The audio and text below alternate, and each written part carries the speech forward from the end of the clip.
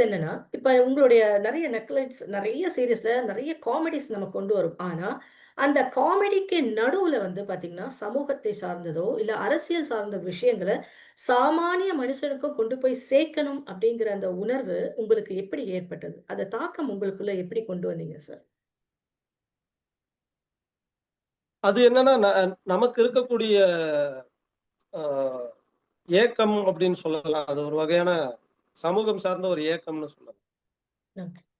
ஏன்னா நான் சிறு வயதில இருக்கும்போது, எனக்கு எங்க வீட்ல என்னுடைய அப்பா எனக்கு வாங்கி கொடுத்த சிறுவர் இலக்கியங்கள், அ ரொம்ப முக்கியமானதுன்னு நான் நினைக்கிறேன். ஓகே. என்னுடைய ஒரு பெர்சனாலிட்டி, ஒரு ஆளுமை உருவாகுவதற்கு அந்த சிறுவர் இலக்கியங்கள் அ பெரிய பங்காற்றியதா நான் நினைக்கிறேன். குறிப்பா பூந்தளிர்ங்கிற ஒரு சிறுவர் இலக்கியம் அப்ப வெளிவந்தது. அந்த பூந்தளிர் எனக்கு ரொம்ப ரொம்ப பிடிக்கும். அதேபோல சோவியத் யூனியன்ல இருந்து அப்போ வந்துட்டு இருந்த மிஷான்னு ஒரு குழந்தைகள் சிறுவர்களுக்கான ஒரு இதழ் வந்தது. சோவியத் யூனியன்ல இருந்து அப்போ இந்தியாவுக்கு வரும். அந்த இதழும், பூந்தளிரும், அடுத்தது தினத்தந்தியில வெளியிட்டுட்டு இருந்த ராணி காமிக்ஸ்.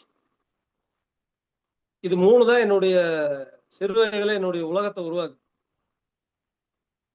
அப்போ ஒரு காமிக்ஸ் படிச்சு அதன் வழியா தான் நான் தமிழ் படிக்கிறேன்.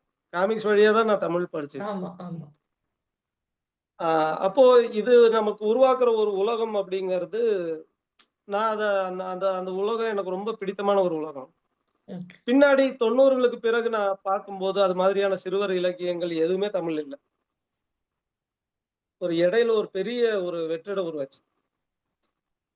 பூந்தளிர் திரும்ப கொண்டு வர முயற்சி செய்தாங்க. அது ஆனா திரும்ப அது வெற்றிகரமா வர முடியல. ஆ பைக்கோ கிளாசிக்ஸ்ன்னு சொல்லி ஒரு கேரளாவுல இருந்து ஆனா பல மொழிகள்ல அத ஆ ஆ கிளாசிக் இலக்கியங்கள் எல்லாத்தையும், செவியல் இலக்கியங்கள சித்திரக்கதைகளா அவங்க கொண்டு வந்தாங்க. இந்த மாதிரியான இப்ப எனக்கு கிடைச்ச அந்த மாதிரியான வாய்ப்புகள், எனக்கு அடுத்து வந்த தலைமுறைக்கு அந்த மாதிரியான சிறுவர்களுக்கு இலக்கியங்கள் கிடைக்கல. சிறுவர் இலக்கியங்கள் நான் குறிப்பா சொல்றேன். உண்மை, உண்மை. இப்ப நெறைய வருது. இப்ப நெறைய பதிப்பகங்கள் தமிழ்ல சிறுவர் இலக்கியங்கள் நெறைய கொண்டு வராங்க. நெறைய ம். இப்ப வந்துகிட்டு இருக்கு. இடையில ஒரு 10, 20 ஆண்டு எதுவுமே இல்ல. அடுத்து அங்கிருந்து இப்போ அ YouTube மாதிரியான ஊடகங்களுக்குள்ள வரும்போதும், தமிழ்ல நெறைய பேர் கதை சொல்றவங்க இருக்காங்க. குழந்தைகளுக்கான கதை சொல்றவங்க, மற்றவங்களும் இருக்காங்க. ஆனா பெரிய அளவுல அவங்க அ பார்க்கப்படுறதில்ல, உண்மை. பார்வையாளர்களால. பார்க்கப்படணும்னு நான் நெனைக்கிறேன். அத நான் நிச்சயமா. விரும்புறேன். ஆனா அது அது இன்னும் அதிகமான பார்வையாளர்கள அவங்க போய் சேர முடியாத ஒரு சூழ்நிலை இருக்கு. இப்படியான ஒரு இடத்துல தான் குழந்தைங்க ஏதோ ஒரு வகையில ஆ கிடைச்சதெல்லாம் பார்க்கறதுங்கிற ஒரு இடத்துக்கு போயிட்டாங்க. அது அவங்களையும், வீட்டையும், சமூகத்தையுமே அது எப்படி பாதிக்குது அப்படிங்கிறத நம்ம பார்க்கிறோம் இல்லையா? கண்டிப்பா. அப்போ நமக்கு வாய்ப்பு இருக்கும்போது நம்ம ஏன் ஒரு ஒரு ஒரு ஆர்கானிக்கான நல்ல ஒரு அ கன்டென்ட் குடுக்கக்கூடாது அப்படிங்கிற ஒரு ஏக்கத்திலிருந்து தொடங்குனது தான். அது அரசியலாவும் இருக்கலாம், குழந்தைகளுக்கான ஒரு பொழுதுபோக்காகவும் இருக்கலாம். இப்போ நிச்சயமா. நான் என்னுடைய சுயநலத்துல இருந்து தான் யோசிக்கிறேன். இப்ப என்னுடைய இல்லைங்க. அது மகளுக்கு என்னன்னா நான் ஒரு நல்ல உணவு ஆ. வாங்கி தரணும்னு விரும்புறது போல, நல்ல உடை வாங்கி தரணும்னு விரும்புறது போல, அவங்களுக்கு ஒரு நல்ல பொழுதுபோக்கும் குடுக்கணும்னு நான் நினைக்கிறேன். நம்ம ஒரு மோசமான கடையில நம்ம குடும்பத்த கூட்டிட்டு போய் உணவு வாங்கி குடுக்க மாட்டோம் இல்லையா? கண்டிப்பா மாட்டேன். அப்போ பொழுதுபோக்கும் அப்படி இருக்கணும். இப்ப நம்ம ஒரு மோசமான உணவ சாப்பிட்டா அது எப்படி நம்ம உடல அது பாதிக்குதோ, நம்ம வயித்த கலக்கி விடுதோ, அதுபோல நம்ம ஒரு மோசமான கன்டென்ட்ட பார்க்கும்போது, அது நம்ம மனச குழப்பும், கலக்கி விடும். அதுவும் சேராது. கண்டிப்பா. அப்போ அது ஒரு சமையல் போல தான் நான் நெனைக்கிறேன். ஒரு நல்ல கன்டென்ட் உருவாக்கணுங்கிற விருப்பம் அந்த அந்த ஒரு எண்ணத்துல இருந்து வந்தது. ரொம்ப சிறப்புங்க. ஏன்னா, நெறைய பேர் வந்து பார்த்தீங்கன்னா, பணம் சம்பாதிக்கிறது அப்படின்றதுக்காக தான் நெறைய பேரு இன்னைக்கு வெளில வராங்க. அது ரொம்ப முக்கியமும் கூட. ஆனா, அந்த ஒரு நகைச்சுவைக்கு நடுவுல ஒரு விஷயத்த மக்களுக்கு கொண்டு அதுவும் இளைய தலைமுறைக்கு கொண்டு சேர்ப்பது அப்படிங்கிறது சாதாரணமான விஷயமே கிடையாது. ஏன்னா, நம்ம வீட்லயே ஒரு குழந்தைக்கு ஒரு அட்வைஸ் பண்ண போது, போதும் போதும் அப்படின்னு சொல்லிட்டு போகக்கூடிய இந்த சூழல்ல, நீங்க கொண்டு வந்து குடுத்த ஒவ்வொரு சின்ன சின்ன சமூக அக்கறையும் கூட நம்மளுடைய இளைஞர்கள் மத்தியில ரொம்ப அவங்களுடைய மனதில ஆழமா பதிந்தது அப்படின்னு தான் சொல்லணும். இதற்கு ஒரு மிகப்பெரிய ஒரு வாழ்த்துக்கள் உங்களுக்கு. அதே மாதிரி இப்ப நம்ம சொல்ற எல்லாமே நன்றி. நம்ம பொது தளத்துல மக்கள் எடுத்துக்குவாங்க. ஆனா, நமக்கு மேல இருக்கக்கூடிய தளத்துல இருக்கக்கூடிய அரசியல் சார்ந்த சமூகம் அந்த சமூகம் நமக்கு எப்படி எடுத்துக்கும் அப்படிங்கிறது தெரியாது. ஒரு உதாரணம் என்னன்னா, ஜல்லிக்கட்டு போராட்டம் ரொம்ப பெரிய அளவுல நம்ம தமிழ்நாட்டுல பாதிச்சது. அப்படி அந்த ஜல்லிக்கட்டுக்கு பின்னாடி தான் நீங்க அந்த நேரத்துல கூட இல்ல. பின்னாடி அந்த பதிவை ஒரு வீடியோவா நீங்க எடுத்து உங்க சேனல்ல போடும்பொழுது, உங்களுக்கு ஏற்பட்ட தடைகள் பற்றியும், அப்ப அந்த தடை வரும்பொழுது நீங்கள் அதை எப்படி அதை சமாளித்து எங்ககிட்ட கொண்டு வந்து குடுத்தீங்க அப்படிங்கிறத பத்தி கொஞ்சம் சொல்லுங்க. நம்ம இப்படி ஒரு வேலை செய்ய வரோம் அப்படின்னா, அதனுடைய பின்விளைவுகள் என்ன இருக்குங்கிறதையும் நம்ம யோசிச்சு தான் வரணும். வெறுமனே நம்ம ஒண்ணு நெனைச்சோம், எடுத்தோம், கழுத்தோங்கிற மாதிரி செய்யறதில்ல. அப்போ எப்ப சொல்லணுமோ, அப்ப ரொம்ப நம்ம ஸ்ட்ராங்கா சொல்லணும். உறுதியா ம். சொல்லணுங்கிறது ஒண்ணு. 2வது என்ன அப்படின்னா, இப்ப நம்ம ஒரு மக்களாட்சியில் இருக்கும்போது, இந்த மக்களாட்சி கொடுக்கக்கூடிய உரிமை என்பது, அது அப்படியே இருக்காது. அது நம்ம அந்த உரிமைய நம்ம எவ்வளவு பயன்படுத்துறோமோ, அவ்வளவு அந்த அளவுக்கு தான் அந்த உரிமையும் உயிர்ப்போட இருக்கும். நம்ம அந்த மக்களாட்சியில் நமக்கு இருக்கக்கூடிய உரிமைகள நம்ம அ அத நம்ம பயன்படுத்தாம விட்டுட்டோம்னா, அந்த உரிமைகள் இருக்குங்கிறத யாருக்குமே தெரியாது. தெரியாது. அத நம்ம பயன்படுத்த தான் அதனுடைய எல்லை நமக்கு தெரியும். கண்டிப்பா. அப்போ நம்ம ஒரு ஒரு ஒரு ஒரு நெருக்கடியான நிலை வரும்போது நம்ம பேசாம இருந்தோம் அப்படின்னு சொன்னா, எப்பவுமே பேச முடியாத அளவுக்கு அந்த ஜனநாயக வெளி வந்து ரொம்ப சுருங்கிரும். ம்.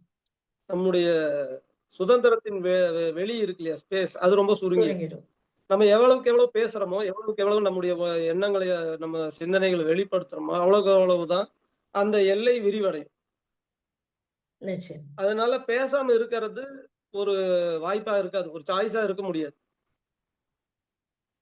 அப்ப நம்ம எவ்வளவுக்கு எவ்வளவு அத பேசுறோமோ, அவ்வளவுக்கு அவ்வளவு நமக்கு நல்லது. இது 1. 2வது என்ன அப்படின்னா, உரிமைங்கிற பேர்ல நம்ம தவறான பல விஷயங்களையும் நம்ம பேசிட்டு இருக்கோம். ம்.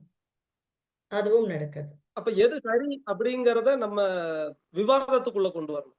ம். நக்லைட்ஸ்ல பெரும்பாலும் நாங்க கருத்து சொல்றத விட, ஒன்ற விவாதிக்கிறது தான். கரெக்ட். இப்போ சமூகத்துல நம்ம பேசுற அல்லது செய்யற விஷயங்கள்ல இருக்கக்கூடிய அபத்தங்கள் இருக்குல்ல, அந்த ஆமா. அபத்தங்களை வெளிய எடுத்து கொண்டு வைக்கும்போதே அது நகைச்சுவையாயிடும். ஆனா அந்த நகைச்சுவையோட நிக்காம, இது அபத்தமா இருக்குங்கிறத ஒருத்தவங்க புரிஞ்சுகிட்டாங்கன்னாலே, சமூகத்துல இருக்க பல பிற்போக்கான விஷயங்கள நம்ம கைவிடுறதுக்கான வாய்ப்பு இருக்கு. வாய்ப்பு இருக்கு. ஆனா அது அபத்தம்ங்கிறத முதல்ல பேசணும் இல்லையா? கண்டிப்பா. அதுக்கு ஒரு தைரியம் வேணும் அதுக்கான முதல்ல.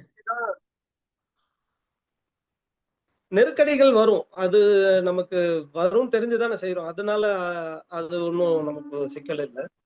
சரி, அது சரி. வந்தா பார்த்துக்கலாங்கிற ஒரு துணிச்சல் தான். சிறப்புங்க. ஏன்னா உண்மையிலே ஒரு அ ஏன்னா மேல் தட்டத்துல இந்த அரசுல நமக்கு வரக்கூடிய சில விஷயங்கள நம்ம எதிர்க்கிறதுக்கு நமக்கு ஒரு சப்போர்ட் கண்டிப்பா வேணும்.